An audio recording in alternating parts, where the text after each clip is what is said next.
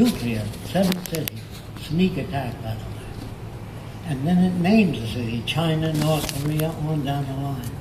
What would you do if China said we intend to flatten out America, England, and France? You'd on to the tooth. But that information is censored, kept away from you, except by the telegraph. I don't know why they ran it, but the Pentagon released it. If the Pentagon intended to do that, they were stupid to release it. I'm trying to tell you how stupid people are. The Pentagon wanted a strong defense system in the northern region over Canada in case the Russians came over. Do you think the Russians would come over that heavily armed area? They come over another area. In New York, they have a place called Fort Hamilton. It's a big fort with guns that come up. You're operating on the assumption they're coming up New York Harbor. They'd come any other way. There's nothing man can think of that another nation can't think of to counteract that. Now, this is something I wouldn't do. I can design clothing that gives off poison gas, so when you get on an airplane, you can x-ray the hell out of it. It won't show. No metal. You can't bring a knife, spoon, or fork on an airplane. But when you're traveling first class, they give you a steel knife, fork, and spoon. Then they tell you, under your seat is a life raft. You pull it out, and pull it in, blows up, and they show you how to get in. If you land in the North Sea, you'll live about 12 minutes with that life raft. So what you really want is the passenger section to disengage and keep you alive in the Cold War with food and everything else. Now there was a time when the Arabs talked of a magic carpet. You sat on the carpet, you flew around. But if you had to take a leak, where did you go? And if you had to eat, or if there was a rainstorm, you're stuck on the carpet. Today you got an airliner with food, everything, washrooms, far beyond the magic carpet. The future will be fantastic, and everyone will live very well. The whole idea that a wealthy man today, or what they call capitalism, gives power to a lot of people and wealth, but the future will have so many wonderful things to choose from that you'd be living in poverty, intellectual poverty, as a wealthy person today. Most of them live in poverty. I'm talking about intellectual poverty. They know where to invest money, but they don't know how to live. They don't know how to look at anything in the world, except I wonder how much acreage will sell for in this area. Well, I wonder what that building will bring. All their mind is turned toward money, which is the worst thing you can do with people. So I'm saying the middle-class American today lives better than kings. He has television, cell phones. No king ever had that. He has heating in his home. He has wireless. He has airplanes. He has access to things. Now, I'm saying the middle-class American has that because of ingenuity of others. And the world is carried on the backs of no more than 100 people that made everything you like. Your electric lights, your sewing machines, your refrigerators, all that is made by very few people. And if some people say, well, there's too much technology in the world. So I say, I'm coming over tomorrow, taking your refrigerator, your washing machine, your lights. Oh no, you're not. People don't even know what technology does. If you shut down Boulder Dam, all the food would spoil between LA and San Francisco. All the trains would stop. All the traffic lights would stop. They have no idea of what's important. When President Kennedy got up and made a speech, they thought that was important. All he said was, America, blah, blah, blah. France, blah, blah, blah. Never said anything. Politicians never say anything, except that it's the greatest country in the world, isn't it? Never say anything. Well, that's what I mean by nothing.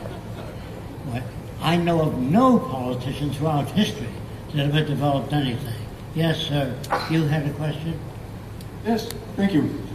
You have this curious faith in technology and science, and if we forget for a moment that also science is corporate, if there's this new thing in science, it's called chaotic systems, it's called complex adaptive systems, and what's it all about is there's no science for this. In complex systems, for instance, there is this things like emergent properties, self-organizations. It's impossible to control this kind of science. And we have learned in the recent times that most of the world around us is like this. It's like organic, it's economics, it's sociology, sociology. It's difficult. But this faith of your in technology and science is based on classical science, classical mechanics, the old way of thinking, the new way of thinking. Let's call it holism. Complex adaptive systems, complexity makes things unpredictable. That you cannot make differential equations for it. There's no numerical methods to solve it. So how can science give us solutions when science doesn't know or understand the world? I'll try to answer that. I might fail. I'm not sure. Critical, you said? That many things he said are true today. Most scientists are victims of culture just like other people are. However, the methods we use run like this, and what you have to do is point out the shortcomings of the Venus Project. Don't talk to me about classical science. I don't like it any more than you do. Now, the Venus Project says what you must do, take the state of Arizona, you must do a survey of how much arable land you have, how much water you have. That determines how big a city you can have. But if you just build a city and don't do a survey first, you're going to have problems. So when we build a dam in the Venus Project, we ask a group of scientists, what good will that dam do? And then they give you a whole list. After that, we have a negative retroaction study of what the damage is of that dam. That dam stops the tributaries. The beavers don't build dams. That changes the water table. Trees die on the mountainside. So we never build anything without a negative retroaction study. So anyone doesn't know what that means? It means that in the aircraft industry, when they feel that an airplane wing can support 24 pounds per square foot, the engineers feel that, they pile sandbags on anyway and break the wing off at 27 pounds. Then they know their calculations are right. Not only that, they hoist the airplane off the ground about 30 feet high, cut the string, and it falls to see if the landing gear holds up. I love that system. The Venus Project only uses that system. There is no what do you think, what do you think, what do you think. Put it to test.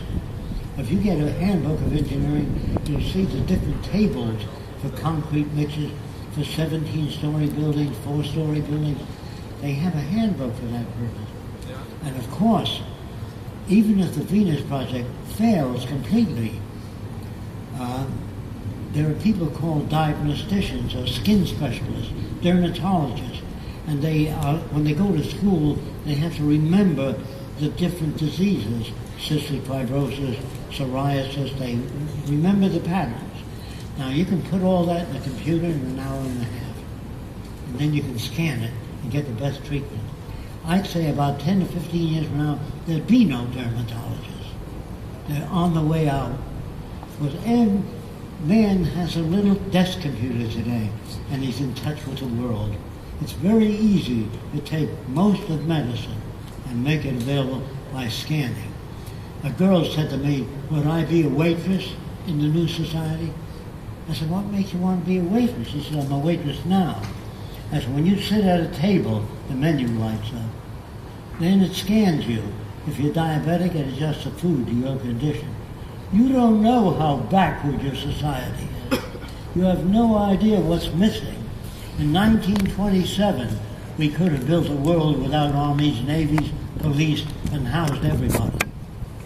You got a bunch of stupid people running your society. I can only tell you that you may be projecting your values into me, what you think I would do.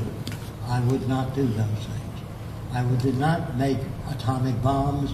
The Army asked me when they drafted me,